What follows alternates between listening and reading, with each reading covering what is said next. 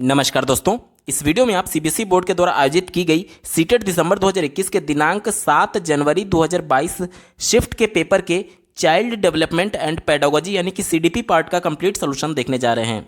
CBSE board के द्वारा CTET दिसंबर 2021 में कुल 23 शिफ्टों में ऑनलाइन मोड में पेपर का आयोजन किया गया था, जिसमें से ये 17वें शिफ्ट का पेपर आप देखने जा रहे हैं। अगर आप सभी शिफ्टों के कंप्लीट पेपर सॉल्यूशन के साथ साथ सभी सब्जेक्ट्स के कंप्लीट पेडागोजी को डिटेल में पढ़ना और समझना चाहते हैं तो इस वीडियो के समाप्त होने के बाद से आप इस वीडियो का डिस्क्रिप्शन जरूर चेक करिएगा। और अगर आप चैनल पर पहली बार विजिट कर रहे हैं तो इसको सब्सक्राइब करते हुए बेल आइकन को जरूर प्रेस कर लीजिएगा सीटेट, यूपी टेट और सुपर टेट की बेहतरीन तरीके से तैयारी करने के संदर्भ में। चलिए दोस्तों, आज के इस महत्वपूर्ण वीडियो को शुरू करते हैं।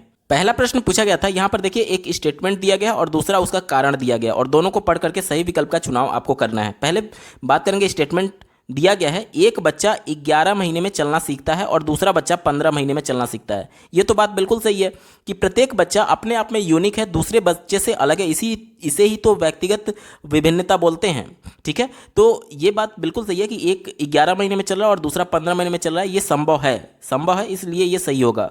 दूसरा देखिए, कारण दिया गया है कि व्यक्तियों में विकास भिन्न भिन्न दरों पर होता है। ये भी बात बिल्कुल सही है, क्योंकि व्यक्तिगत विभिन्नता होने की वजह से हो सकता था कि उसकी जो शारीरिक विकास है वो उतना तेजी से नहीं हुआ होगा और वो ज़्यादा समय लिया होगा चलने में, और पहले का शारीरिक विकास तेज हुआ होगा और वो कम समय में उसकी मांसपेशियों पर कंट्रोल पा लिया होगा उसने, या फिर मांसपेशियां उसकी मजबूत थी जिसकी वजह से वो 11 महीने में ही चलने लगा। यानी कि ये क्या है, व्यक्तिगत विभिन्नता है, विकास की दर भिन्न भिन्न होती है इस वजह से। यानी कि दोनों विकल्प यहाँ पर सही है और जो कारण है वो सही रूप से व्याख्या करता है अभिकथन की। दिए गए विकल्प में देखिए ऑप्शन नंबर 1 ए और आर दोनों सही है और आर सही व्याख्या करता है ए की। ये पहला विकल्प इसका सही जवाब होगा। अगला प्रश्न पूछा गया है, विकास निम्न में से किस पर निर्भर करता है। ध्यान से समझिएगा, बहुत इंपॉर्टेंट क्वेश्चन है। पूछा जा रहा है कि विकास किस पर निर्भर करता है, तो पहला आनुवांशिक बनावट दिया गया। ये विकल्प बिल्कुल सही है। जैसे कि देखिए किसी अगर बीज की मैं उदाहरण लेता हूं तो जो हम लोग बीज बोते हैं वो उत्तम किस्म का फसल देगा या नहीं, ये उसकी आनुवांशिकता पर निर्भर करेगा। यानी कि बीज किस क्वालिटी का है, ठीक है, और बीज में पहले के जो वृक्ष थे उसके सभी गुण उसमें आए हुए हैं, यानी कि आनुवांशिकता उसमें अच्छी है। लेकिन मान लीजिए उस वर्ष बारिश नहीं हुई। बारिश क्या था, बारिश उसका भौतिक वातावरण है, यानी कि फिजिकल इन्वायरमेंट है। मान लीजिए बारिश नहीं हुई तो भले ही कितने अच्छे किस्म का बीज क्यों ना हो, बारिश की कमी की वजह से वहां पर फसल अच्छा नहीं होगा। यानी कि भौतिक इन्वायरमेंट भी इंपॉर्टेंट है। और अगर मान लीजिए बारिश बहुत अच्छा हुआ और बीज उत्तम किस्म का नहीं था तब भी अच्छा फसल नहीं होगा। यानी दोनों इंपॉर्टेंट था। तीसरे विकल्प की बात करें, सामाजिक सांस्कृतिक कारक, ये भी बिल्कुल सही है। क्यों, बच्चे का जो लालन पालन है वो किस परिवेश में हो रहा है, ये ज़्यादा इंपॉर्टेंट है। क्योंकि आप लोगों ने देखा होगा कि एक मनोवैज्ञानिक के द्वारा बोला गया कि आप मुझे बच्चे दे दीजिए, मैं किसी को चोर किसी को डॉक्टर जो आप बोलेंगे बना दूंगा। क्यों उसने ऐसा कहा था, उसने ऐसा इसलिए कहा था कि जो बच्चे जिस प्रकार से लालन पालन होगा, जिस प्रकार से उनका पोषण होगा, लालन पालन होगा, उसी हिसाब से उनका कैरेक्टर तय होता है और उसी के हिसाब से उनका विकास भी तय होता है। चारित्रिक विकास, मानसिक विकास, शारीरिक विकास, वो सब कुछ डिपेंडेंट करता है कि किस शारीरिक सामाजिक सांस्कृतिक कारक की वजह से उसका डेवलपमेंट हो रहा है। ठीक है, तो ये भी बिल्कुल पॉजिटिव है, हमारा उत्तर होगा। यानी कि तीनों विकल्प इसके सही है। अब चलिए इसके ऑप्शंस पर ध्यान देते हैं। ऑप्शन नंबर 4 देखिए, 1, 2 और 3 इसका सही जवाब हो जाएगा। अगला प्रश्न पूछा गया था, किस अवस्था में प्रतीकात्मक खेल बढ़ता है और संज्ञानात्मक विकास को समर्थन देता है। ध्यान से समझिएगा, प्रतीकात्मक खेल कहने का मतलब कि जैसे आप लोग बचपन में देखे होंगे कि घर में 2 छोटे भाई बहन हैं तो वो क्या करते हैं कि जिस प्रकार से माता पिता रिएक्ट करते हैं, कोई ऑफिस जा रहा है, कोई घर में खाना बना रहा है, तो उसी प्रकार से वो भी रिएक्ट करते हैं अपने माता पिता की तरह। एक खेल के माध्यम से इस प्रकार से खेलते हैं कि तुम पापा बन जाओ, मैं मम्मी बनता हूं, और वो लोग ऑफिस जाते हैं और इस प्रकार से चीज़ें करते हैं। या फिर जिस प्रकार से उनके माता पिता अपने बच्चों को मतलब उनके साथ नहलाना, खाना खिलाना, ये सभी गतिविधियां करते हैं, वहीं बच्चे भी समझते हैं कि हम अपने माता पिता के जगह पर हैं और वो गुड्डे गुड़ियों को उसी प्रकार से ट्रीट कर रहे होते हैं जैसे कि उनके माता पिता उनको ट्रीट करते हैं। मतलब कि जिस प्रकार से उनको नहलाया जाता है वो भी अपने गुड़ियों को नहलाते हैं, खाना खिलाते हैं, सुलाते हैं, ये सब चीज़ें करते हैं। तो ये क्या है, ये प्रतीकात्मक खेल है। तो यहीं आपसे बोला जा रहा है कि किस अवस्था में ये होता है। तो देखिए शैशवावस्था की बात करें तो इसमें तो होगा नहीं, क्योंकि शैशवावस्था का काल जो होता है वो 0 से 2 साल होता है एनसीईआरटी के अनुसार। किशोरावस्था भी नहीं होगा, क्योंकि किशोरावस्था जो है वो 12 से 18 साल के बीच में होता है। तो ये भी इस आयु एज में इस प्रकार का प्रतीकात्मक खेल नहीं होता है। मध्य बाल्यावस्था की बात करें तो इसमें भी नहीं होता है। एक ही विकल्प बचा, ऑप्शन नंबर 2 देखिए, प्रारंभिक बाल्यावस्था। ये विकल्प बिल्कुल सही जवाब हो जाएगा। यही वो एज ग्रुप है जिसमें बच्चे प्रतीकात्मक खेल खेलते हैं। अगला प्रश्न पूछा गया है, निम्न में से बच्चों के प्राथमिक समाजीकरण की संस्था कौन सी है। प्राथमिक समाजीकरण कहने का मतलब कि बच्चे जन्म लेने के बाद से समाजीकरण का जो पहला एक तरीके से कॉन्सेप्ट है वो कहाँ से सीख रहे हैं। तो बच्चे जन्म लेने के बाद से सबसे पहले अपने माता पिता के संपर्क में आते हैं, यानी कि परिवार के संपर्क में आते हैं, और वहीं से वो समाजीकरण को पहली बार महसूस करते हैं, यानी कि प्राथमिक समाजीकरण संस्था क्या हो जाएगी। तो दिए गए विकल्प में देखिए ऑप्शन नंबर 4 परिवार इसका बिल्कुल सही जवाब हो जाएगा, क्योंकि पहले परिवार के ही संपर्क में आता है, बाकी के इन सभी संपर्क में आते हैं। तो जिस भी संपर्क में पहले आएगा वहीं प्राथमिक समाजीकरण होगा, पहला परिवार इसका सही जवाब है। अगला प्रश्न पूछा गया है, एक 5 वर्ष की बच्ची यह तर्क करने में विफल रहती है कि जब पानी को एक लंबे और संकीर्ण गिलास में एक चौड़े बर्तन में स्थानांतरित किया जाता है तो पानी की मात्रा समान रहती है। पियाजे के अनुसार इसका क्या कारण है। ध्यान से समझिएगा, पियाजे के अनुसार पूछा जा रहा है कि एक 5 साल की बच्ची है, उसको पहले क्या किया गया कि एक लंबे और संकीर्ण यानी कि पतले गिलास में, एक गिलास जो है कुछ इस प्रकार से है जिसकी लंबाई ज़्यादा है और चौड़ाई कम है, यानी ठीक है कुछ इस प्रकार से इसमें पूरा जल भरा हुआ है। ठीक है, ध्यान से समझिएगा, पूरा पानी इसमें भरा था गिलास में। उसके बाद से बोला गया इस गिलास से एक चौड़े बर्तन में स्थानांतरित किया जाता है। अब इस गिलास से एक बर्तन है कुछ इस प्रकार से चौड़ा, और इसमें इस गिलास के पूरे पानी को डाल दिया जाता है। तो जाहिर सी बात है अब चौड़े में आ जाएगा तो पानी कम हो जाएगा, कुछ इतना रह जाएगा। तो अब आपसे पूछा जा रहा है कि जो बच्ची है वो यह तर्क करने में विफल रहती है कि दोनों बर्तन में पानी की समान मात्रा है। तो ये पूछा जा रहा है कि पियाजे के अनुसार वह किस ऐसा क्यों हो रहा है। तो पियाजे के अनुसार ऐसा इसलिए हो रहा है कि यहाँ से वो रिवर्स नहीं जा पा रही है। जैसे कि देखिए यहाँ की लंबाई क्या थी, लंबाई ज़्यादा है और चौड़ाई कम है, लेकिन उसी के रिस्पेक्ट में देखेंगे तो ये चौड़ाई कम था, चौड़ाई बहुत ज़्यादा था।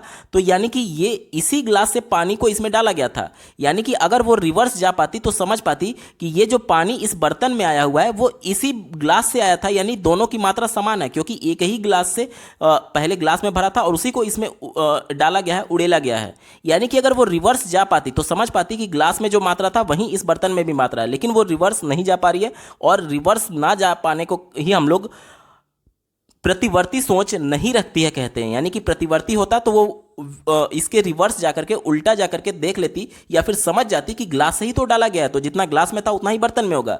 लेकिन वो रिवर्स नहीं सोच पा रही है, उसे ये लग रहा है कि ये वाला जो पानी था वो अलग है इस ग्लास से। ठीक है, तो वो रिवर्स नहीं जा पा रही है और इसी को हम लोग कहते हैं कि वह प्रतिवर्ती सोच नहीं रखती है। विकल्प नंबर 1 पॉजिटिव है और यही इसका सही जवाब होगा। अगला प्रश्न पूछा गया है, ले वाइगोत्स्की के सिद्धांत के अनुसार हमारी संज्ञानात्मक संरचनाओं की बनावट व हमारी संज्ञानात्मक प्रक्रियाओं में बदलाव किसके द्वारा होता है। तो ले वाइगोत्स्की ने सामाजिक सांस्कृतिक अंतःक्रिया का सिद्धांत दिया था।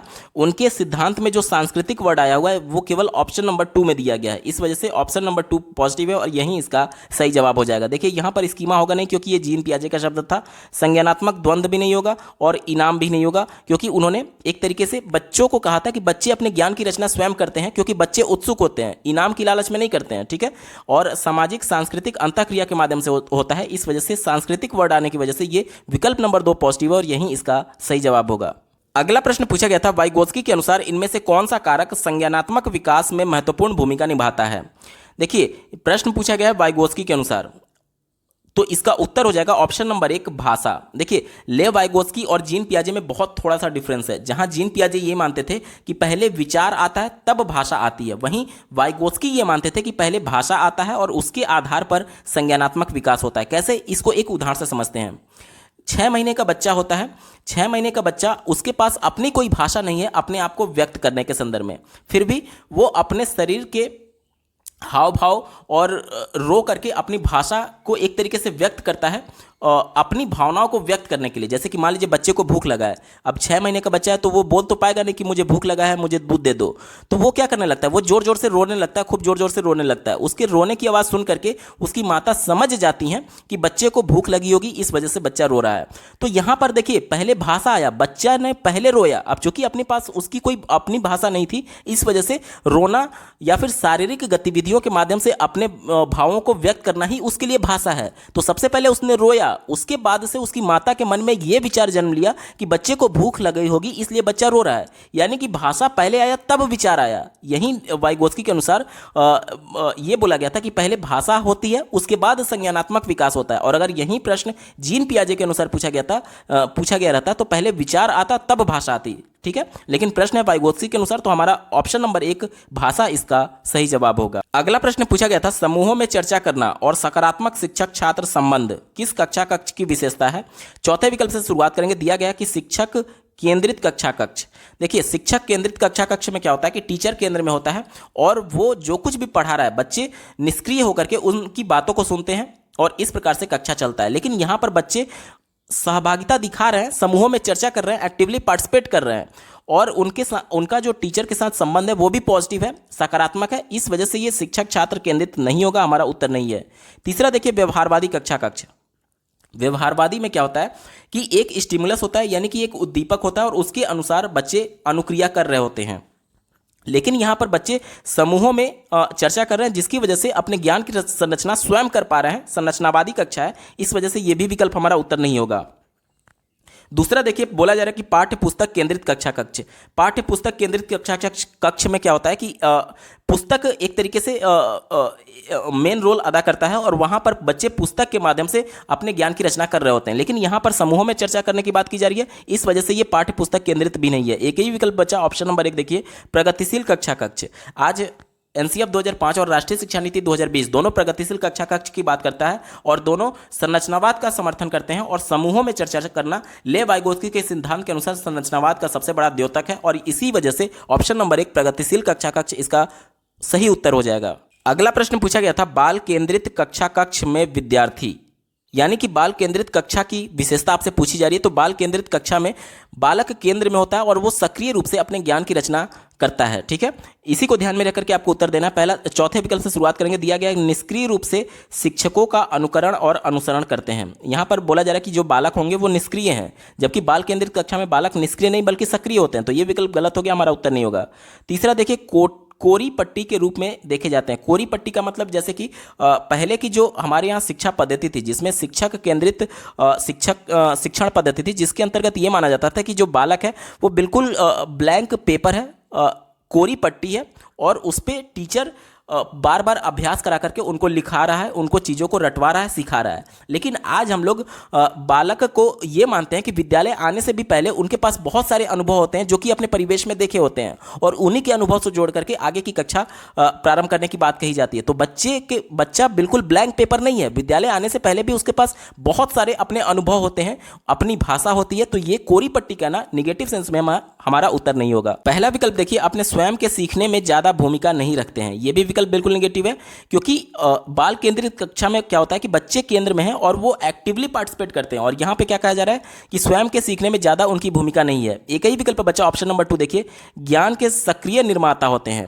ले वाइगोत्स्की और जीन पियाजे संरचनावाद के सबसे बड़े समर्थक हैं और बाल केंद्रित के भी सबसे ज़्यादा समर्थक हैं। उनका ये मानना था कि बच्चे अपने ज्ञान की रचना स्वयं करते हैं, सक्रिय रूप से भागीदारी कर करके, यानी अन्वेषण के माध्यम से। और राष्ट्रीय शिक्षा नीति 2020 और एनसीएफ 2005 दोनों यही मानता है कि बच्चे जो हैं वो ज्ञान के सक्रिय निर्माण करता होते हैं। ऑप्शन नंबर 2 पॉजिटिव है और यही इसका सही जवाब होगा। अगला प्रश्न पूछा गया है, कोहल वर्ग के किस चरण में व्यक्ति तर्क करते हैं कि सही कार्यवाही विवेक के स्व चुने हुए नैतिक सिद्धांतों द्वारा परिभाषित की जाती है। यानी कि जो कोहल वर्ग थे उनके किस चरण में ये बोला गया है कि जो नैतिक सिद्धांत होता है वो हम अपने स्वयं के द्वारा चुनते हैं और सही कार्यवाही के संदर्भ में पूछा जा रहा है। तो ये सार्वभौमिक नैतिक विकास चरण होता है, जिसके अंतर्गत व्यक्ति अपने सिद्धांतों को स्वयं तय करता है और सभी के लिए नैतिकता की बात करता है। ऑप्शन नंबर 4 देखिए, सार्वभौमिक नैतिक सिद्धांत अभिविन्यास इसका बिल्कुल पॉजिटिव है और यही इसका सही जवाब होगा। अगला प्रश्न पूछा गया है, हार्वर्ड गार्डनर के अनुसार वह व्यक्ति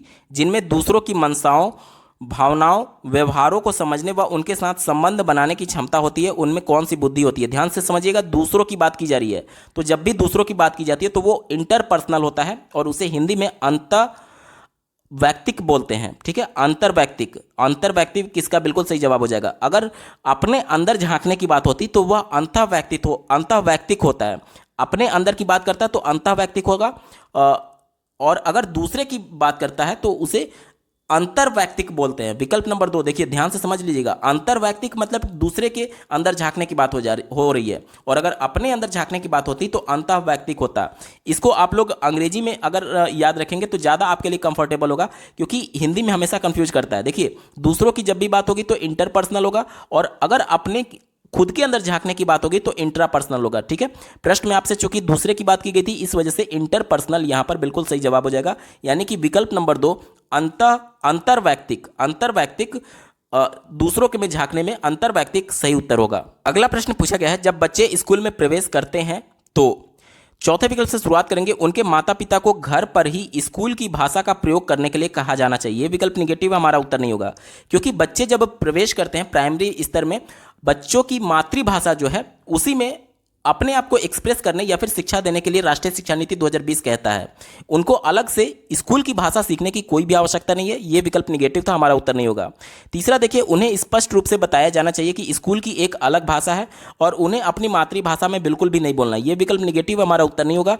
दूसरा देखिए, स्कूल की भाषा में ना बोलने पर उन पर जुर्माना लगाना चाहिए। ये भी विकल्प गलत है। एक ही विकल्प बचा ऑप्शन नंबर 1। देखिए, उन्हें अपनी मातृभाषा में बोलने की अनुमति दी जानी चाहिए क्योंकि अभिव्यक्ति महत्वपूर्ण है, यानी कि बच्चा जितना अपने आप को एक्सप्रेस करेगा वो उतना सहज महसूस करेगा उस विद्यालय के माहौल में, इसलिए उसकी मातृभाषा इंपॉर्टेंट है। स्कूल की भाषा क्या है उससे कोई मतलब नहीं है।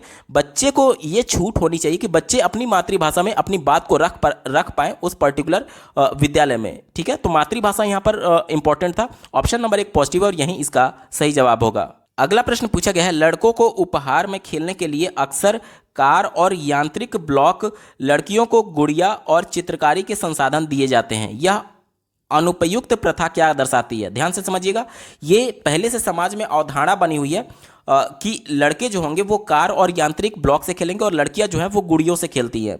तो ये क्या है? ये अवधारणा है, एक तरीके से रूढ़िबद्धता विचार है, रूढ़िबद्ध विचार है जिसका कोई साइंटिफिक प्रूफ नहीं होता है। बावजूद इसके समाज में ये सभी चीज़ें एक तरीके से ढोई जा रही हैं। ठीक है, तो ये क्या बोला जाएगा? जेंडर रूढ़िवादिता बोला जाएगा, जेंडर रूढ़िबद्धता बोला जाएगा, या फिर इसी को जेंडर पक्षपात बोला जाता है। यानी कि हम लोग लड़के और लड़कियों में पक्षपात कर रहे हैं, भेदभाव कर रहे हैं कि तुम लड़के हो तो इसी खिलौने से खेलोगे और तुम लड़की हो तो इसी खिलौने से खेलोगी। ठीक है, तो ये जेंडर पक्षपात है। विकल्प नंबर 3 सही जवाब होगा। अगला प्रश्न पूछा गया है, एक शिक्षिका को बच्चों के अपने आप से बात करने को क्या प्रतिक्रिया देनी चाहिए? ध्यान से समझिएगा, एक शिक्षिका है जो कि कक्षा में देखती है कि बच्चे अपने आप से ही बातें कर रहे हैं, तो यहां पर एज ए टीचर आप क्या प्रतिक्रिया दे सकते हैं, आपसे पूछा जा रहा है। तो देखिए, जीन पियाजे और लेव वाइगोस्की के सिद्धांत के अनुसार ये बहुत इंपॉर्टेंट टर्म है कि बच्चे स्वयं से बातें करते हैं। उनके द्वारा यह बताया गया कि बच्चे जो खुद से बातें करते हैं वो अपने कार्यों की योजना बना रहे होते हैं। जैसे कि देखिए, मान लीजिए कल आपका सीटेट का पेपर है, तो आप लोग अपने मन में ही सोचते रहते हैं कि एग्जामिनेशन सेंटर पर जाने पर मेरे से ये डॉक्यूमेंट मांगे जाएंगे, जैसे कि आईडी प्रूफ हो गया, एडमिट कार्ड हो गया, और अपनी सहूलियत के लिए आप पेन पेंसिल ले लेते हैं और एक और भी सपोर्टिंग कोई भी आप अपना सपोर्टिंग डॉक्यूमेंट रख लेते हैं। तो ये सब क्या है? ये सब आप बोलते नहीं हैं, लेकिन अपने मन में इसी प्रकार के विचार ला रहे होते हैं और वो सभी डॉक्यूमेंट आप इकट्ठा कर रहे होते हैं। यानी कि कल जो आप करेंगे उसकी योजना आज आप बना रहे हैं अपने मन में और उसके साथ उसी हिसाब से अनुक्रिया भी कर रहे हैं। बच्चे भी यही काम करते हैं, लेकिन बच्चे के अंदर अभी वो कौशल विकसित नहीं हुआ है कि वह बिना बोले अपने मन में योजना बना पाए। इस वजह से जो कुछ भी वो सोचते हैं वो हूबहू उसी को वो बोल देते हैं। जैसे कि अगर किसी गाड़ी से खेल रहे हैं, कार से खेल रहे हैं, तो बोलेंगे हट जाओ नहीं तो कार मेरा तुम्हारे ऊपर चढ़ जाएगा, तुमको दबा देगा। या फिर इसी प्रकार से जो कुछ भी वो काम कर रहे होते हैं वो उसी प्रकार से बोलते रहते हैं, अपने आप से ही बातें करते रहते हैं। तो ये क्या है? वो अपने कार्यों की योजना बना रहे हैं। इसी को ध्यान में रख करके हमें उत्तर देना है। पहले विकल्प से शुरुआत करेंगे। कहा जा रहा है कि उसे हतोत्साहित करना चाहिए क्योंकि वह अपने आत्म केंद्रीयता को बढ़ावा देता है। ये विकल्प निगेटिव हमारा नहीं होगा। क्यों? क्योंकि इसे प्रोत्साहित करने की जरूरत है, क्योंकि निश्चित तौर पर वो प्लानिंग कर रहा है, अपने कार्यों की प्लानिंग कर रहा है, और इसे हतोत्साहित नहीं करना चाहिए। ये एक तरीके से मनोवैज्ञानिक तथ्य है कि बच्चे अपने आप से बात करेंगे ही करेंगे। तो ये गलत था, हमारा उत्तर नहीं होगा। दूसरा देखिए, उसे हतोत्साहित करना चाहिए क्योंकि इसके द्वारा बच्चे अपना खुद का ध्यान भंग करता है। तो ये भी निगेटिव है। इससे ध्यान भंग नहीं हो रहा, बल्कि बच्चा और ज़्यादा ध्यान लगा रहा है उस पर्टिकुलर काम में। चौथे विकल्प की बात करेंगे, उसे प्रोत्साहित करना चाहिए क्योंकि इससे शिक्षक की जिम्मेदारी खत्म हो जाती है। देखिए, यहाँ पर प्रोत्साहित तो पॉजिटिव सेंस में था, लेकिन यहाँ पर किस लिए प्रोत्साहित किया जा रहा है? क्योंकि शिक्षक की जिम्मेदारी खत्म हो रही है, ये कहा जा रहा है। तो ये विकल्प को निगेटिव कर देता है, क्योंकि एज ए टीचर आपको जिम्मेदारी खत्म नहीं करनी है, बल्कि आप एक तरीके से राष्ट्र के निर्माता के तौर पर काम कर रहे हैं। तो आपकी तो सबसे महत्वपूर्ण जिम्मेदारी है, और ये कह रहा है कि शिक्षा की जिम्मेदारी खत्म हो जा रही है। तो ये निगेटिव तो हमारा उत्तर नहीं होगा। एक ही विकल्प बचा ऑप्शन नंबर 3। देखिए, उसे प्रोत्साहित करना चाहिए क्योंकि इससे वह स्वनियमन सुसाधित होता है। स्वनियमन मतलब कि वह अपने आप से बात कर रहा है, अपने नियमन मतलब कि प्लानिंग कर रहा है, योजना बना रहा है। तो ये सबसे ज़्यादा पॉजिटिव है और यही इसका सही जवाब हो जाएगा। विकल्प नंबर 3 सही उत्तर है। अगला प्रश्न पूछा गया है, निम्नलिखित में से कौन सा कथन कक्षा में सवाल पूछने के संदर्भ में सही नहीं है? निगेटिव सेंस में पूछा गया। चौथे विकल्प से शुरुआत करेंगे। वह प्रश्न जो विवेचन और अनुप्रयोग पर आधारित होते हैं उच्चतर श्रेणी के चिंतन कौशल को बढ़ावा देते हैं।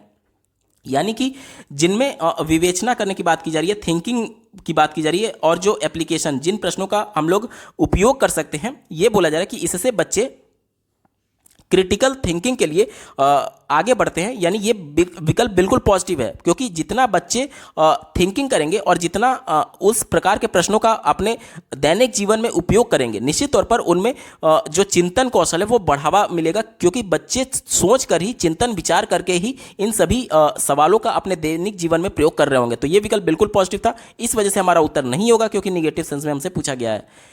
तीसरा देखिए, विद्यार्थियों को कक्षा में प्रश्न पूछने के लिए प्रोत्साहित करना चाहिए। ये भी विकल्प बिल्कुल पॉजिटिव है। इस वजह से उत्तर नहीं होगा। क्यों? क्योंकि बच्चे जितना प्रश्न पूछेंगे कक्षा में, उतना वो सक्रिय बनेंगे और ज्ञान की रचना स्वयं कर रहे होंगे, यानी कि कक्षा में एक्टिवली पार्टिसिपेट कर रहे होंगे। दूसरा देखिए, विश्लेषणात्मक प्रश्न पूछने से विद्यार्थियों में समालोचनात्मक चिंतन को मदद मिलती है। समालोचनात्मक चिंतन का मतलब क्या हो गया कि कोई कॉन्सेप्ट है, कोई टॉपिक है, तो उसके गुण और दोषों दोनों पर चर्चा, दोनों पर चिंतन करने की बात होती है। तो जाहिर सी बात है, जब भी बच्चा कोई विश्लेषण करेगा किसी प्रश्न के बारे में, तो निश्चित तौर पर उसके गुण और दोषों को जानने के बाद ही प्रश्न पूछता है। यानी कि ये भी विकल्प बिल्कुल पॉजिटिव है। हमारा उत्तर नहीं होगा। एक ही विकल्प बचा, ऑप्शन नंबर 1। देखिए, विद्यार्थियों से प्रश्न के उत्तर पूछने का मुख्य उद्देश्य उनका परीक्षण करना होता है। यानी कि ये बोला जा रहा है कि एज ए टीचर अगर आप विद्यार्थियों से प्रश्न पूछ रहे हैं, तो आपका मुख्य उद्देश्य केवल ये है कि आप उनका परीक्षण, यानी कि उनका टेस्ट लेना चाहते हैं। ये विकल्प थोड़ा सा निगेटिव है, बहुत निगेटिव तो नहीं कहा जाएगा, लेकिन थोड़ा निगेटिव है। बाकी के विकल्पों के अनुसार निगेटिव है, क्योंकि मुख्य उद्देश्य ये नहीं होता है कि उसका केवल परीक्षण करना, बल्कि ये भी होता है कि बच्चा कक्षा में अगर सक्रिय नहीं है, तो हम उससे प्रश्न पूछ करके उसको सक्रिय बना सकते हैं। क्योंकि एक बच्चे को जब आप प्रश्न पूछेंगे, तो बाकी के बच्चे ये सोचेंगे कि अगला प्रश्न मेरे से पूछा जा सकता है, इसलिए वो भी कक्षा में सक्रिय होकर के कॉन्सेप्ट जो पढ़ाया जा रहा है उसको ध्यान से सुनते हैं। ठीक है, तो मुख्य उद्देश्य ये भी है कि बच्चे को सक्रिय करना, ना कि सिर्फ उनका परीक्षण करना। तो ये थोड़ा सा संकुचित था। संकुचित होने की वजह से इसे हम लोग निगेटिव मानेंगे, क्योंकि बाकी के अन्य जो विकल्प थे वो बिल्कुल पॉजिटिव थे, और चूंकि संकुचित था, निगेटिव था, इस वजह से यही हमारा उत्तर होगा, क्योंकि हमसे निगेटिव सेंस में ही पूछा गया था। विकल्प नंबर 1 सही जवाब होगा। अगला प्रश्न पूछा गया है, समावेशी शिक्षा के लिए निम्न में से कौन सा सहायक होगा? समावेशी शिक्षा के बारे में सबसे पहले जान लेते हैं। तो किसी भी शारीरिक विकार से बच्चा क्यों ना जूझ रहा हो, चाहे वो दृष्टिबाधित हो, श्रवण बाधित हो, किसी भी अधिगम विकार से क्यों ना जूझ रहा हो, जैसे डिसलेक्सिया, डिस्कैल्कुलिया, डिस्ग्राफिया, या फिर बहुत प्रतिभाशाली हो, या फिर बहुत कमजोर हो, या फिर सामान्य बालक हो, सबको एक ही छत के नीचे एक ही कक्षा में पढ़ाने की बात करता है समावेशी शिक्षा। यानी सबको एक नज़र से देखना, सबको एक साथ लेकर के चलना। इसके संदर्भ में पूछा जा रहा है कि कौन सा सहायक होगा। पहले विकल्प से शुरुआत करेंगे। कहा जा रहा है कि विद्यार्थियों के बीच प्रतिस्पर्धा की भावना, ये विकल्प को निगेटिव कर रहा है। देखिए, प्रतिस्पर्धा दो सेंस में हो सकता है, एक तो पॉजिटिव, दूसरा निगेटिव। यहाँ पर प्रतिस्पर्धा अपने आप से होनी चाहिए कि कल मैंने कितना सीखा था और आज मैं उससे कितना प्रोग्रेस कर पा रहा हूँ, यानी अपने कल के सीखे गए स्तर से आगे कितना निकल पाया हूँ। यानी प्रतिस्पर्धा हमें अपने आप से होनी चाहिए। क्योंकि बालक, यहाँ पर सभी बालक अपने स्तर पर यूनिक है। कोई अलग समस्या से जूझ रहा है, कोई अलग समस्या से जूझ रहा है, तो एक पैमाने पर सबको प्रतिस्पर्धात्मक स्तर पर नहीं लाया जा सकता। ये प्रैक्टिकली पॉसिबल ही नहीं है। कैसे आप एक स्तर पर लाएंगे? मान लीजिए आप पेपर पेंसिल पर परीक्षा ले रहे हैं, जो दृष्टिबाधित बालक है वो जाहिर सी बात है पेपर पेंसिल पर परीक्षा देने के लिए कंफर्टेबल नहीं है, क्योंकि वो देख नहीं पा रहा है। या फिर कोई ऐसा बालक जिसे पढ़ने लिखने में डिसलेक्सिया है, जिसे पढ़ करके समझने में दिक्कत होती है, तो वो कैसे कंपीट कर पाएगा उस बालक से जो कि प्रतिभाशाली है? तो प्रतिस्पर्धा की जो भावना होती है वो बच्चों में निगेटिविटी लाती है, इससे बच्चे हीन भावना का शिकार होते हैं। ये विकल्प नहीं होगा, हमारा उत्तर नहीं है। दूसरा विकल्प दिया गया है लचीला पाठ्यक्रम और अनम्य स्कूल कैलेंडर। देखिए, लचीला पाठ्यक्रम तो पॉजिटिव सेंस में है, यानी कि जो करिकुलम है बच्चों के हिसाब से उसको बदला जा सकता है, यही लचीला बोला जा रहा है, तो ये तो पॉजिटिव था। लेकिन यहाँ पर अनम्य स्कूल कैलेंडर की बात की जा रही है, यानी कि अनम्य का मतलब होता है रिजिड, यानी कि बिल्कुल दृढ़। अब स्कूल का जो कैलेंडर है, मान लीजिए टाइम शेड्यूल जो है वो फिक्स है कि 40 मिनट का पीरियड होगा, लेकिन मान लीजिए बच्चे को कॉन्सेप्ट क्लियर नहीं हुआ, तो क्या उसमें बदलाव करते हुए थोड़ा सा 5-10 मिनट आगे नहीं बढ़ाया जा सकता? या फिर क्या इस प्रकार की कोई चीज़ें नहीं हो सकती? रिजिड नहीं होना चाहिए, बल्कि फ्लेक्सिबल होना चाहिए। यहाँ पर अनम्य यानी कि रिजिड वर्ड आने की वजह से ये विकल्प निगेटिव हो गया, हमारा उत्तर नहीं होगा। चौथा देखिए, सख्त शिक्षक केंद्रित शिक्षा शास्त्र, ये तो बिल्कुल ही निगेटिव है, यानी कि ये शिक्षक केंद्रित शिक्षा की तरफ इशारा कर रहा है। इस वजह से आज हम लोग बाल केंद्रित शिक्षा की बात करते हैं, जिसका ये विरोध कर रहा है। इस वजह से ये भी विकल्प नहीं होगा, हमारा उत्तर नहीं होगा। एक ही विकल्प बचा ऑप्शन नंबर 3। देखिए, विद्यार्थियों की आवश्यकता के अनुसार उचित आवास, ये विकल्प सबसे ज़्यादा जरूरत है यहाँ पर। चूंकि सभी बालकों की आवश्यकता अलग है, क्योंकि सभी बालक सामान्य नहीं है। कोई सामान्य है, कोई प्रतिभाशाली है, कोई बहुत कमजोर है, कोई अधिगम विकार से जूझ रहा है, कोई शारीरिक अक्षमता से जूझ रहा है। तो सबकी आवश्यकता अलग है। उनकी आवश्यकता को ध्यान में रखते हुए ही उचित आवास होना चाहिए, यानी कि यही सबसे ज़्यादा पॉजिटिव है। सबकी आवश्यकताओं को टैकल करने की बात की जा रही है और यही आपका सही जवाब होगा। अगला प्रश्न पूछा गया है, निम्नलिखित में से कौन किसी व्यक्ति के हाथ से आंख के तालमेल, संतुलन और शारीरिक निपुणता की क्षमता को प्रभावित करता है? तो ध्यान से समझिएगा, ये डिस्प्रेक्सिया में होता है। डिस्प्रेक्सिया एक दिमाग से जुड़ा हुआ मोटर विकार है और इसमें एक तरीके से समन्वय की कमी होती है। जैसे कि यहाँ पर देखिए, प्रश्न में आपसे बोला गया था हाथ और आंख में तालमेल की बात की गई थी, यानी समन्वय की बात की गई थी, संतुलन की बात की गई थी। तो ये डिस्प्रेक्सिया में होता है। यहाँ पर विकल्प देखिए, यहाँ पर गुणज वैफल्य दिया गया है, पठन वैफल्य दिया गया है, भाषा वैफल्य दिया गया है। ये उत्तर नहीं होगा। ऑप्शन नंबर 4 गति समन्वयक वैफल्य, जिसे अंग्रेजी में डिस्प्रेक्सिया कहा जाता है, यही इसका सही जवाब होगा। अगला प्रश्न पूछा गया है, उन विद्यार्थियों के सफल समावेशन के लिए जिन्हें दृष्टिबाधिता है, एक शिक्षक को क्या करना चाहिए? ध्यान से समझिएगा, समावेशी कक्षा की बात की जा रही है और वहां पर एक बच्चा दृष्टिबाधित है। तो चौथे विकल्प से शुरुआत करते हैं। दिया गया, उन्हें स्कूल के एक अलग संकाय में दाखिला दें। देखिए, समावेशी कक्षा का कॉन्सेप्ट ही ये है कि सभी बच्चों को एक साथ लेकर के चलना है, चाहे वो किसी भी अधिगम विकार या फिर अधिगम अक्षमता से क्यों ना जूझ रहा हो। यहाँ पर अलग करने की बात कर रहा है, इस वजह से ये विकल्प निगेटिव हो गया, हमारा उत्तर नहीं होगा। तीसरा देखिए, विषय वस्तु को पढ़ने के लिए केवल ब्लैक बोर्ड का प्रयोग करें। केवल वर्ड आ गया, अब आपको विकल्प पर विचार ही नहीं करना। केवल वर्ड जहां भी आ जाता है वो विकल्प को हमेशा निगेटिव कर देता है। और वैसे भी मैं एक्सप्लेन कर देता हूं। कह रहा है कि विषय वस्तु को पढ़ने के लिए केवल ब्लैक बोर्ड का प्रयोग करें। बच्चा दृष्टिबाधित है तो ब्लैक बोर्ड पर देख कहां पाएगा, ये तो निगेटिव हो गया ना, हमारा उत्तर नहीं होगा। दूसरा देखिए, इन विद्यार्थियों को हस्तलिखित नोट्स दें। जाहिर सी बात है, बच्चा दृष्टिबाधित है तो हस्तलिखित नोट हो या फिर प्रिंटेड नोट्स हो, वो देख ही नहीं पाएगा तो नोट्स को पढ़ेगा कैसे? तो ये भी निगेटिव हो गया, हमारा उत्तर नहीं होगा। एक ही विकल्प बचा, ऑप्शन नंबर 1। देखिए, आसपास की चित्र रूपी सामग्री में मौखिक स्पष्टीकरण जोड़ें। अब देखिए, बच्चा भले ही चित्र को नहीं देख सकता है, लेकिन मौखिक स्पष्टीकरण यानी कि जो कुछ भी आप बोल करके उसको स्पष्टीकरण देंगे, निश्चित तौर पर वो उसको सुन सकता है, सुन करके उस भाव को समझ सकता है। तो ये सबसे ज्यादा पॉजिटिव था और यही इसका बिल्कुल सही जवाब हो जाएगा। विकल्प नंबर 1 सही जवाब है। अगला प्रश्न पूछा गया था, जनजातीय समुदायों के विद्यार्थियों के सफल समावेशन के लिए एक शिक्षिका को निम्न में से किससे बचना चाहिए? यानी निगेटिव सेंस में हमसे पूछा गया। ध्यान से समझिएगा, जनजातीय समुदाय की बात की जा रही है, जो कि एक तरीके से मुख्य धारा में नहीं है, शिक्षा के मुख्य धारा में नहीं है, उनके समावेशन की बात की गई है। और निगेटिव सेंस में कौन सा है हमसे पूछा गया है। ठीक है, चलिए हम लोग यहाँ पर बात करेंगे।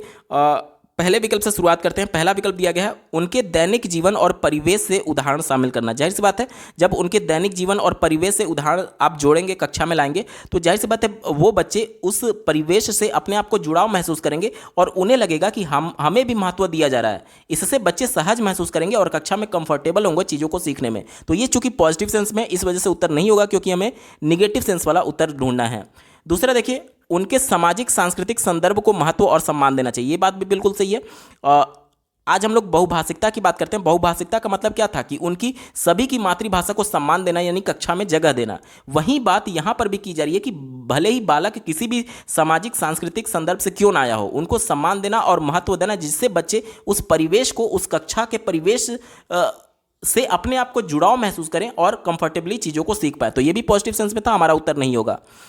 तीसरा देखिए, पाठ्यक्रम में उनकी संस्कृति में प्रचलित लोकगीतों और गीतों को शामिल करना। ये सभी विकल्प जो है एक तरीके से कहीं ना कहीं से उनको एक तरीके से रिप्रेजेंट करने की बात की जा रही है कक्षा में। और बच्चों को जब उनकी संस्कृति को, उनकी भाषा को, उनके परिवेश को, उनके दैनिक जीवन को कक्षा में रिप्रेजेंट किया जा रहा है, तो जाहिर सी बात है बच्चे उसमें कंफर्टेबली एक तरीके से समझ विकसित कर पाएंगे और बच्चों को लगेगा कि हाँ, मेरी भी बात कक्षा में रखी जा रही है, यानी मुझे भी महत्व दिया जा रहा है। इस वजह से बच्चे सहज महसूस करेंगे और चीज़ों को सीख पाएंगे। तो ये भी पॉजिटिव सेंस में था, हमारा उत्तर नहीं होगा। एक ही विकल्प बचा, ऑप्शन नंबर 4। देखिए, उन सब प्रत्ययों को पढ़ाना जो उनके जीवन के लिए पूरी तरीके से अप्रासंगिक है। अप्रासंगिक कहने का मतलब कि जो उनके जीवन से जुड़ा नहीं हुआ है। ध्यान से समझिएगा, एनसीएफ 2005 ये कहता है कि बच्चों को परिवेश से जोड़ करके शिक्षा देनी है, और ये अप्रासंगिक मतलब कि उससे अलग करने की बात कर रहा है। इस वजह से ये निगेटिव सेंस में है। चूंकि प्रश्न हमसे निगेटिव सेंस में ही पूछा गया था, इस वजह से ऑप्शन नंबर 4 यहां पर सही जवाब हो जाएगा।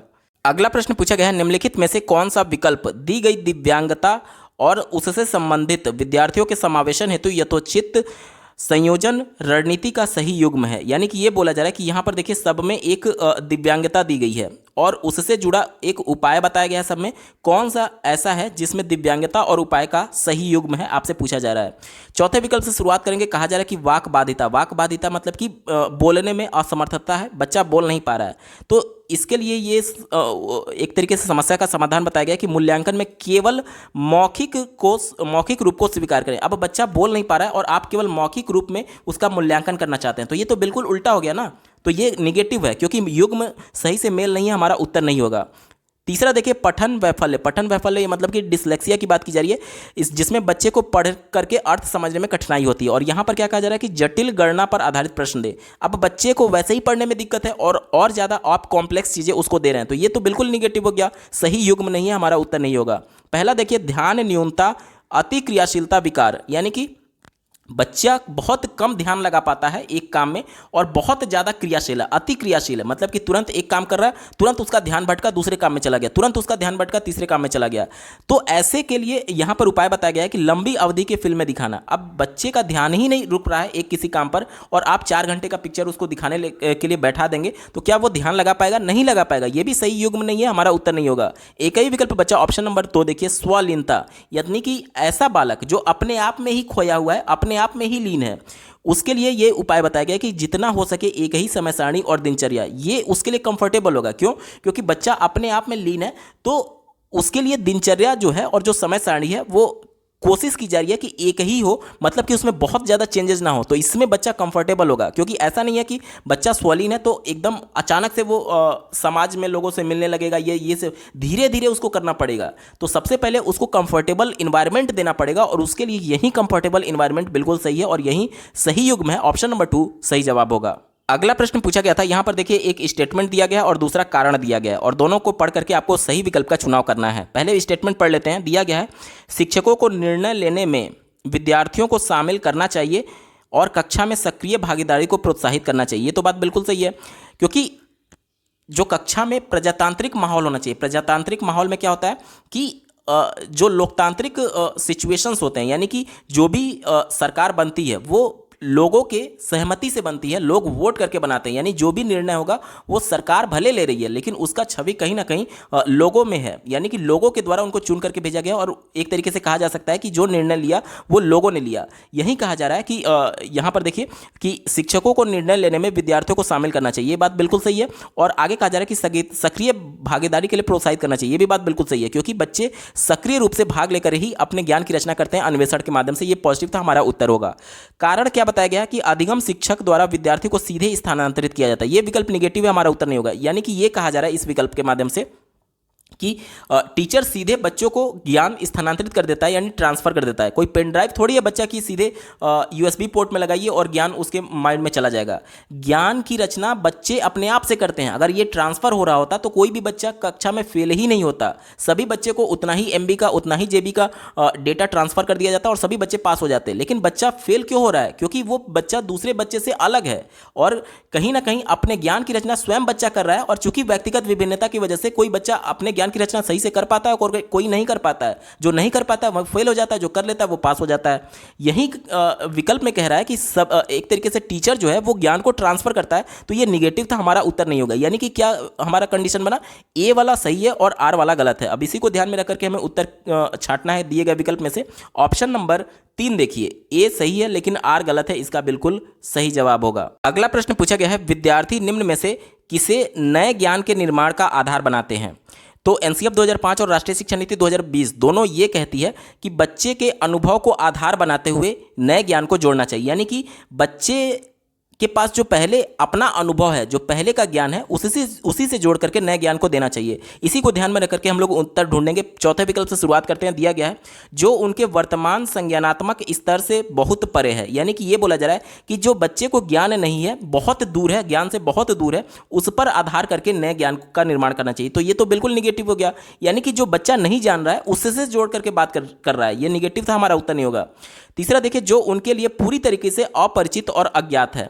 अब बच्चा जिसके बारे में जान नहीं रहा है तो उस पर आधारित नया ज्ञान कैसे दे सकते हैं आप? जैसे मान लीजिए बच्चे को बिल्ली के बारे में नहीं पता है और आप बच्चे के पुस्तक में बिल्ली का चित्र बना हुआ है और उससे जोड़ करके आप सी अल्फ़ाबेट को बता रहे हैं, तो पहले परिवेश में बच्चा कैट को देखा है या नहीं, बिल्ली को देखा है या नहीं, तभी तो वो अल्फ़ाबेट सी से इसको एक तरीके से कैट से इसको कोरिलेट कर पाएगा। अब बच्चा कैट के बारे में जानता ही नहीं है, यानी उसके लिए वो अपरिचित है, तो कैट से वो सी को कहाँ से कोरिलेट कर पाएगा? तो यही विकल्प में कह रहा है कि जो उनके लिए पूरी तरीके से अपरिचित है, तो जब अपरिचित है तो बच्चा उसके बारे में नए ज्ञान का निर्माण नहीं कर पाएगा। ये निगेटिव था, हमारा उत्तर नहीं होगा। दूसरा देखिए, जो उनके लिए अस्पष्ट एवं अप्रासंगिक है, ये भी विकल्प बिल्कुल निगेटिव है।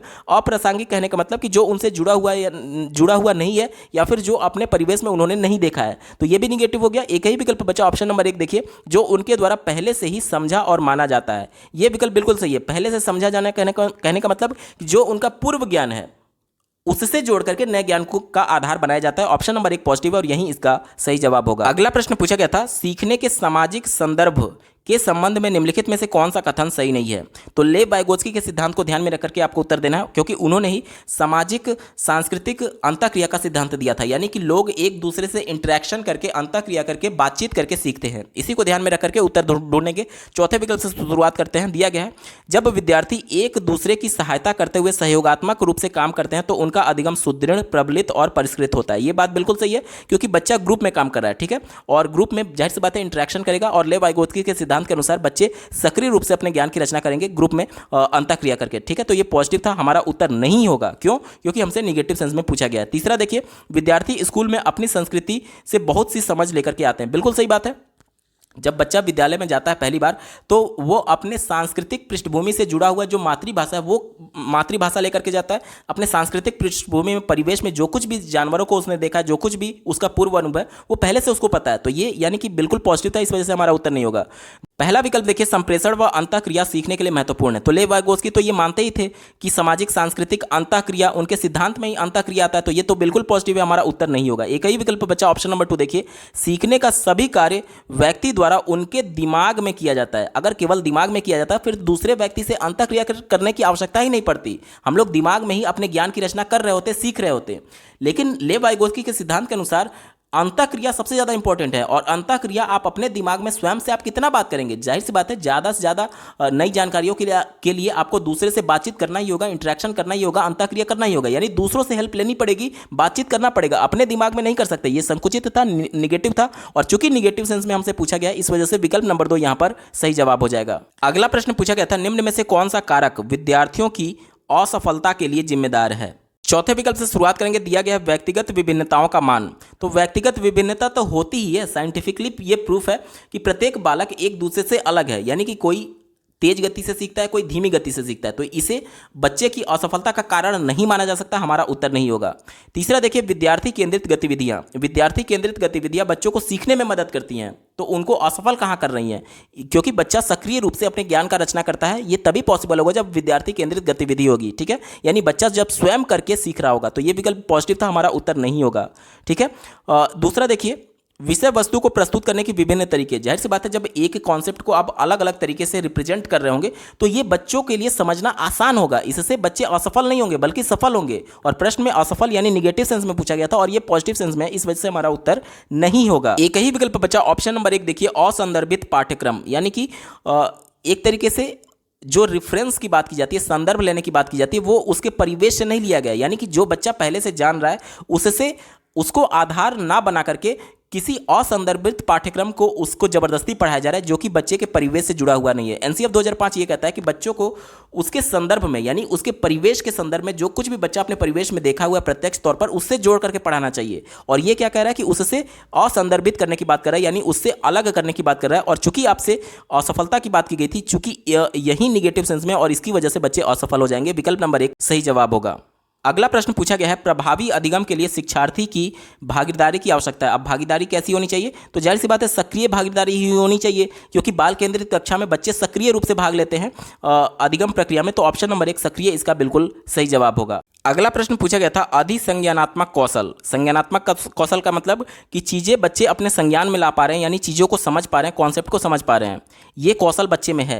इसी को ध्यान में रख करके आपको उत्तर देना। चौथे विकल्प से शुरुआत करेंगे। कहा जा रहा है कि विद्यार्थियों में संज्ञानात्मक विकास की देरी को दर्शाते हैं। ये विकल्प बिल्कुल गलत है। जब बच्चे कॉन्सेप्ट को समझ पा रहे हैं तो जाहिर सी बात है उसमें संज्ञानात्मक विकास देरी से कहाँ होगा, वो तो जल्दी जल्दी सीख पा रहे हैं ना, तो ये विकल्प निगेटिव था, हमारा उत्तर नहीं होगा।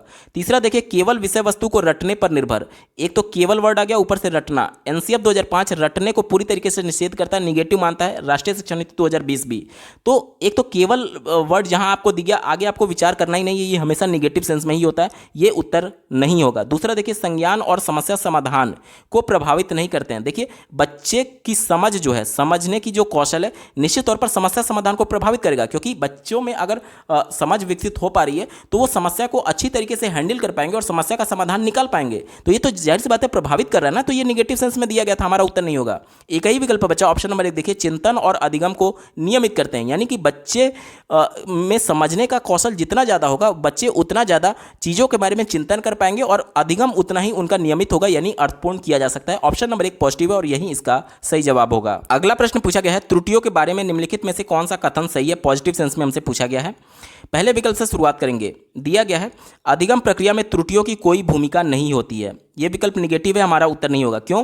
क्योंकि मनोवैज्ञानिकों के द्वारा कई सिद्धांत दिए गए हैं, भूल एवं त्रुटि का सिद्धांत, यानी कि हम अपनी गलतियों से भी सीखते हैं। जैसे कि मान लीजिए आप किसी कंपटीशन की तैयारी कर रहे हैं, पहली बार में आप कंपटीशन में असफल हो गए, तो आपको कम से कम आपने प्रयास किया और प्रयास की वजह से आपके व्यवहार में परिवर्तन हुआ। व्यवहार क्या परिवर्तन हुआ कि आप चीज़ों को समझ पाते हैं कि मैंने ये गलती की और अब अगली बार ये गलती मैं नहीं दोहराऊंगा, यानी कि आपने प्रयास किया और आपके प्रयास की वजह से आपको ये संज्ञान में आया। यानी कि जो भी प्रयास के माध्यम से आपके व्यवहार में परिवर्तन होता है उसे ही तो अधिगम बोलते हैं। यानी कि भले ही आपने गलती की लेकिन फिर भी आपको अधिगम हुआ, संज्ञान हुआ। और विकल्प क्या कह रहा है कि इसकी कोई भूमिका नहीं होती है, हमारा विकल्प गलत हो गया, निगेटिव था। दूसरा देखिए, एक शिक्षक को विद्यार्थियों के त्रुटि के व्यवहार को इनाम और सजा देकर खत्म करना चाहिए। यानी कि अगर बच्चा कोई गलती कर रहा है तो उसको तुरंत सजा दे दीजिए और कोई बच्चा गलती नहीं कर रहा है तो उसको इनाम दे दीजिए। ये तो विकल्प बिल्कुल निगेटिव है। देखिए यहाँ पर इनाम जो है वो पॉजिटिव सेंस में नहीं माना जाता है। इसलिए नहीं माना जाता है क्योंकि इनाम एक बाह्य कार्य का काम करेगा। जब तक बच्चे को इनाम की लालच रहेगी तब तक वो चीज़ों को सीखेगा। जैसे ही उसकी लालच खत्म होगी, उसकी महत्वाकांक्षा खत्म हो जाएगी इनाम की वजह से, तो वो चूंकि इनाम के लालच में काम कर रहा था, चीज़ों को सीख रहा था, अब इनाम की महत्वाकांक्षा ही नहीं है उसके अंदर, उसकी ललक ही नहीं है, तो वो चीज़ों को सीखना ही छोड़ देगा।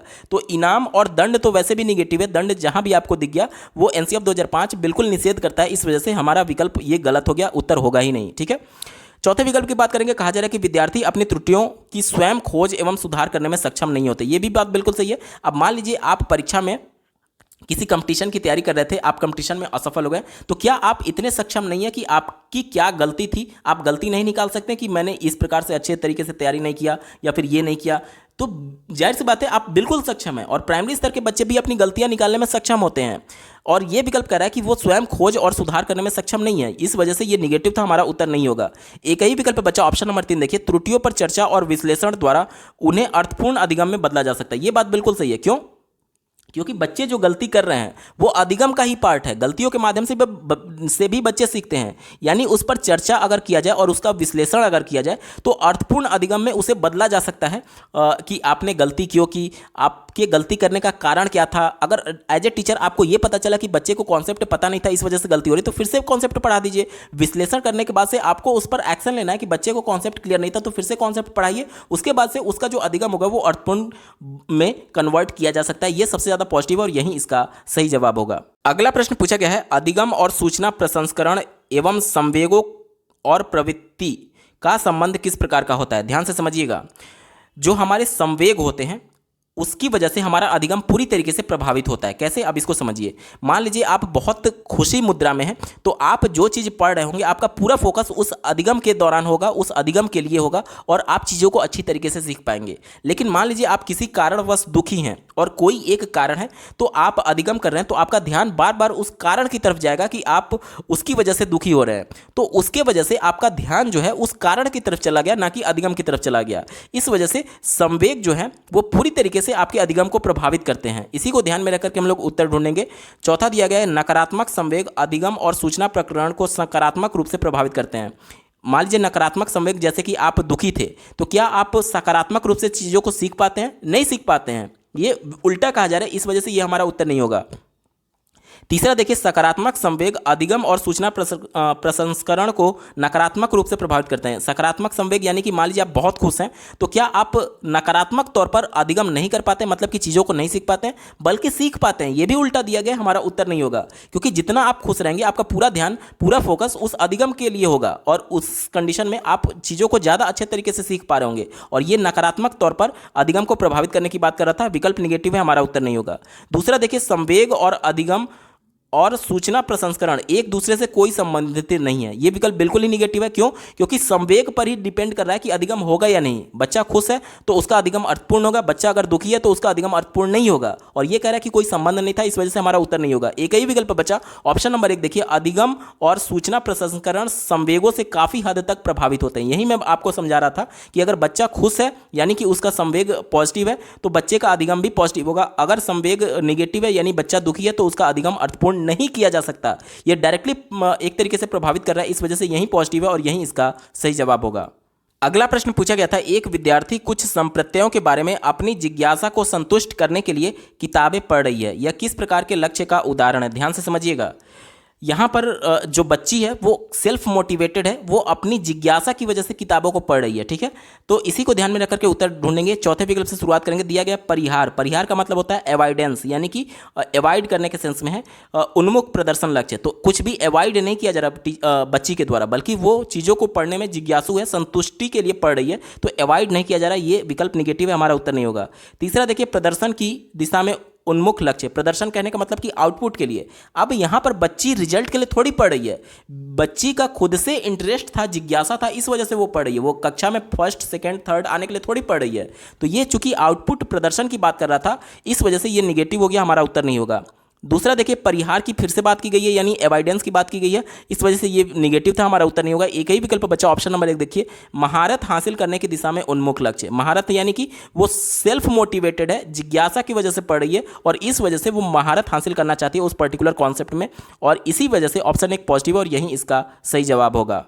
अगला प्रश्न पूछा गया था, राष्ट्रीय शिक्षा नीति 2020 का केंद्र बिंदु क्या है? चौथे विकल्प से शुरुआत करेंगे। दिया गया है, आकलन के योगात्मक तरीकों को अपनाना। योगात्मक, देखिए 2 प्रकार के आकलन होते हैं, पहला योगात्मक और दूसरा संरचनात्मक। योगात्मक आकलन का मतलब ये होता है कि सत्र के अंत में जो आपकी फाइनल परीक्षा होती है उसे हम लोग योगात्मक आकलन बोलते हैं। तो राष्ट्रीय शिक्षा नीति 2020 सतत और व्यापक मूल्यांकन की बात करता है। सतत मतलब कि संरचनात्मक मूल्यांकन, यानी कि लगातार कॉन्सेप्ट पढ़ाए जाने के बीच में ही बच्चे का मूल्यांकन होना चाहिए। जो कुछ भी बच्चा गतिविधि कर रहा है कक्षा में, उसी दौरान उसका मूल्यांकन होना चाहिए, ना कि केवल वार्षिक परीक्षा पर डिपेंडेंट होना चाहिए। ये योगात्मक परीक्षा यानी वार्षिक परीक्षा की बात कर रहा है, इस वजह से ये विकल्प निगेटिव हो गया, हमारा उत्तर नहीं होगा। तीसरा देखिए, परीक्षा की ओर और उसके लिए सीखना। अब सीखना ये कहा जा रहा है कि केवल परीक्षा के लिए सीखा जा रहा है, ये विकल्प को निगेटिव कर दे रहा है। क्यों? क्योंकि हम लोग परीक्षा पास करके भी क्या कर लेंगे जब हमारी नौकरी नहीं लगेगी या फिर एक अच्छा इंसान हम नहीं बन पाएंगे। यानी कि सीखना इसलिए जरूरी है कि हम समाज में जब जाएंगे तो एक बेहतर मनुष्य की तरह अपने आप को रिप्रेजेंट कर पाएं। क्योंकि बहुत से लोग पढ़ करके एक तरीके से सरकारी नौकरी भी पा ले रहे हैं, फिर भी बावजूद इसके उनका बिहेवियर समाज के प्रति उस हिसाब से नहीं होता है जो कि टारगेट पढ़ाई का होना चाहिए। और ये कहना कि केवल परीक्षा के लिए पढ़ाई सीखा जा रहा है, तो ये निगेटिव है, संकुचित है, इस वजह से हमारा उत्तर नहीं होगा। ठीक है, परीक्षा सिर्फ इसलिए लिया जाता है कि आपने साल भर में कितना सीखा उसका केवल आकलन करने के लिए, या फिर जो योगात्मक आकलन को अगर हटा दिया जाए, संरचनात्मक आकलन की बात की जाए, तो बीच कक्षा में कहीं आपको कोई दिक्कत तो नहीं आ रही है, कोई अधिगम में कोई कठिनाई तो नहीं है, तो उस कठिनाई को जानने के लिए आपकी परीक्षा ली जाती है, आपका परीक्षण किया जाता है। ठीक है, तो ये संकुचित है कि केवल परीक्षा के लिए पढ़ना, ये संकुचित था, हमारा उत्तर नहीं होगा। पहला देखिए, कठोर पाठ्यक्रम और शिक्षा शास्त्र और मूल्यांकन, ये भी विकल्प निगेटिव है। आज हम लोग समावेशी कक्षा की बात करते हैं जिसमें सभी प्रकार के बालक एक ही छत के नीचे पढ़ते हैं, तो उनके लिए लचीला पाठ्यक्रम होना चाहिए। मान लीजिए एक बच्चे को कोई कॉन्सेप्ट नहीं समझ में आ रहा है, तो ऐसा थोड़ी है कि आपने जो पाठ्य योजना में लिख करके आए हैं कि इसी तरीके से आप पढ़ाएंगे, आप उसमें कुछ ना कुछ बदलाव तो करेंगे ना। कि ऐसा थोड़ी है कि किसी बच्चे को कॉन्सेप्ट नहीं समझ में आया तो आधे बच्चे को आपने पढ़ा करके आधे बच्चे को छोड़ करके आप आगे बढ़ जाएंगे। सभी को साथ लेकर के चलना है, तो कठोर पाठ्यक्रम नहीं होना चाहिए बल्कि लचीला होना चाहिए। ये निगेटिव था, हमारा उत्तर नहीं होगा। एक ही विकल्प बचा, ऑप्शन नंबर 2 देखिए, बहुविषयकता और समग्र शिक्षा। सबके समग्र शिक्षा की बात की गई है और ये बिल्कुल पॉजिटिव और यही इसका बिल्कुल सही जवाब हो जाएगा। दोस्तों ये पेपर पूरा सॉल्व हो चुका है। आपको ये वीडियो कैसा लगा कमेंट के माध्यम से जरूर बताइएगा, क्योंकि आपका एक कमेंट मुझे मोटिवेट करेगा ऐसे ही महत्वपूर्ण वीडियो लाने के संदर्भ में। अगर आप सीटेट प्रीवियस ईयर पेपर के साथ साथ सभी सब्जेक्ट्स के कंप्लीट पेडागोजी को डिटेल में पढ़ना और समझना चाहते हैं तो इस वीडियो के बाद इस वीडियो का डिस्क्रिप्शन जरूर चेक करिएगा। इस वीडियो को देखने के लिए आपका बहुत बहुत धन्यवाद। भगवान करे आपका दिन शुभ हो।